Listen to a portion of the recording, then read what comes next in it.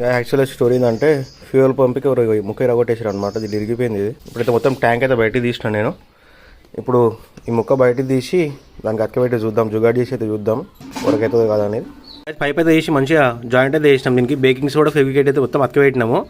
కాకపోతే ఏంటంటే ఇది ఒక్క పాటే మనకు 9,000 రూపీస్ అంట. అందుకని అసలు అయితే జుగాడ్ చేసి చూద్దాం. లీక్ అయితే కొత్తది వేపిద్దాం, లీక్ కాకపోతే ఇదే ఉంచుదాము. మళ్ళీ అయితే ఫిట్ చేసి చెక్ చేద్దాం. బండి అయితే మొత్తం ఇప్పేసి ఫ్యూల్ మొత్తం బయటికి తీసిన.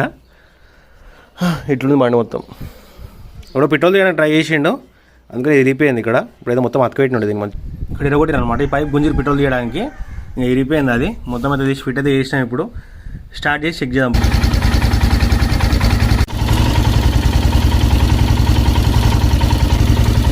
Jugaad work success. ఇప్పుడైతే ఏం లీక్ అయితే లేదు పెట్రోల్.